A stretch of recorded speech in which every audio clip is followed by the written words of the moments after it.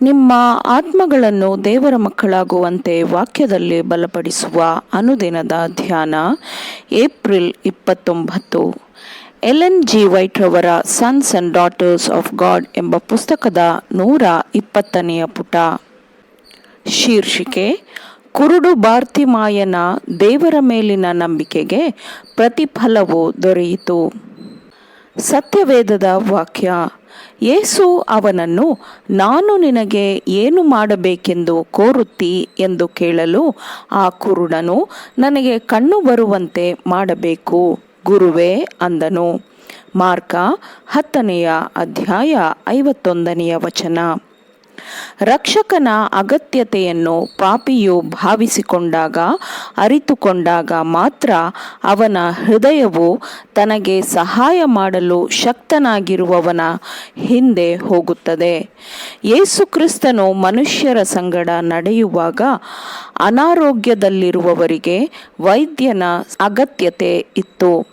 ಬಡವರು, ನೊಂದವರು, ಕಷ್ಟದಲ್ಲಿರುವವರು ತಮಗೆ ಬೇರೆಲ್ಲಿಯೂ ಸಿಗದ ಸಹಾಯ ಮತ್ತು ಸಾಂತ್ವನವನ್ನು ಪಡೆದುಕೊಳ್ಳಲು ಜನರು ಆತನ ಹಿಂದೆ ಹೋದರು. ಕುರುಡು ಬಾರ್ತಿಮಾಯನೂ ಸಹ ದಾರಿಯ ಪಕ್ಕದಲ್ಲಿ ಕಾಯುತ್ತಿದ್ದನು. ಅವನು ಕ್ರಿಸ್ತನನ್ನು ಭೇಟಿಯಾಗಲು ಬಹಳ ಸಮಯ ಕಾಯ್ದಿದ್ದನು. ದೃಷ್ಟಿ ಹೊಂದಿದ ಅನೇಕ ಜನರು ಆ ದಾರಿಯಲ್ಲಿ ಓಡಾಡುತ್ತಿದ್ದರು. ಆದರೆ ಅವರೆಲ್ಲರಿಗೆ ಯೇಸುವನ್ನು ನೋಡುವ ಹಂಬಲವಿರಲಿಲ್ಲ. ನಂಬಿಕೆಯ ಒಂದು ನೋಟವು ಕ್ರಿಸ್ತನ ಪ್ರೀತಿಯ ಹೃದಯವನ್ನು ಸ್ಪರ್ಶಿಸುತ್ತಿತ್ತು ಮತ್ತು ಅದು ಅವರಿಗೆ ಕೃಪೆಯ ಆಶೀರ್ವಾದಗಳನ್ನು ತರುತ್ತಿತ್ತು. ಆದರೆ ಅವರಿಗೆ ಆತ್ಮದ ಅನಾರೋಗ್ಯ ಮತ್ತು ಬಡತನದ ಅರಿವು ಇರಲಿಲ್ಲ ಮತ್ತು ಅವರಿಗೆ ಯೇಸುವಿನ ಅಗತ್ಯತೆ ಇರಲಿಲ್ಲ. ಆದರೆ ಬಡ ಕುರುಡನಿಗೆ ಹಾಗಿರಲಿಲ್ಲ. ಆತನ ಒಂದೇ ನಿರೀಕ್ಷೆ ಯೇಸು ಕ್ರಿಸ್ತನಾಗಿದ್ದನು.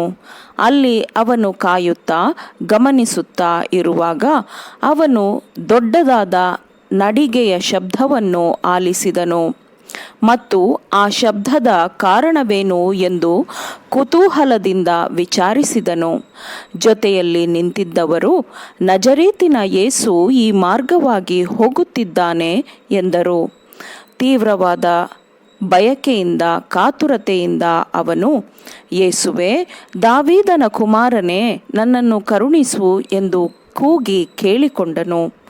ಅವನ ಪಕ್ಕದಲ್ಲಿದ್ದವರು ಸುಮ್ಮನಿರು ಎಂದು ಬಾರ್ತಿಮಾಯನನ್ನು ಗದರಿಸಿದರು.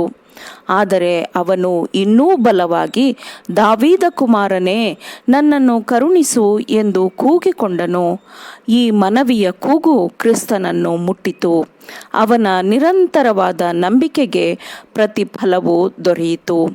ಅವನ ದೈಹಿಕ ಕಣ್ಣುಗಳು ತೆರೆಯಲ್ಪಟ್ಟವು ಮತ್ತು ಆತನ ಆತ್ಮೀಕ ತಿಳುವಳಿಕೆಯ ಕಣ್ಣುಗಳೂ ಸಹ ತೆರೆಯಲ್ಪಟ್ಟವು. ಕ್ರಿಸ್ತನಲ್ಲಿ ಬಾರ್ತಿಮಾಯನು ತನ್ನ ವಿಮೋಚಕನನ್ನು ಕಂಡನು ಮತ್ತು ನೀತಿಯ ಸೂರ್ಯನು ಆತನ ಆತ್ಮದಲ್ಲಿ ಬೆಳಗಿತು. ಬಾರ್ತಿಮಾಯನು ಇದ್ದ ಹಾಗೆ ಕ್ರಿಸ್ತನ ಅಗತ್ಯತೆ ಇರುವ ಎಲ್ಲರೂ ಮತ್ತು ಅವನಂತೆ ದೃಢವಾದ ಶ್ರದ್ಧೆಯಿರುವ ಎಲ್ಲರೂ ಅವನಂತೆಯೇ ಅವರು ಹಂಬಲಿಸುವ ಆಶೀರ್ವಾದಗಳನ್ನು ಹೊಂದುತ್ತಾರೆ. ಕ್ರಿಸ್ತನನ್ನು ತಮ್ಮ ಸಹಾಯಕನನ್ನಾಗಿ ಬಯಸುತ್ತಿದ್ದ ನೊಂದವರು, ಕಷ್ಟಪಟ್ಟವರೆಲ್ಲರೂ ದೈವ ಗುಣ ಸ್ವಭಾವದಲ್ಲಿ ಕಂಡ ದೈವ ಸಂಪೂರ್ಣತೆಗೆ, ಪರಿಶುದ್ಧತೆಯ ಸೌಂದರ್ಯಕ್ಕೆ ಆಕರ್ಷಿತರಾದರು. ನಂಬಿಕೆಯಿಂದ ಕ್ರಿಸ್ತನನ್ನು ಸ್ವೀಕರಿಸುವವರು ದೇವರ ಪುತ್ರಪುತ್ರಿಯರಾಗುವುದಕ್ಕೆ ಬಲವನ್ನು ಹೊಂದಿಕೊಳ್ಳುತ್ತಾರೆ. ಆಮೇನ್. ದೇವರ ವಾಕ್ಯಗಳನ್ನು ಶ್ರದ್ಧೆಯಿಂದ ಆಲಿಸುವವರು, ಪಾಲಿಸುವವರು ಆಗಬೇಕೆಂದು ನಿಮ್ಮನ್ನು ಉತ್ತೇಜಿಸುತ್ತೇನೆ. ಪರಿಶುದ್ಧಾತ್ಮನ ಸಹಾಯದಿಂದ ಆಲಿಸಿದ ನಿಮ್ಮೆಲ್ಲರಿಗೂ ಧನ್ಯವಾದಗಳು.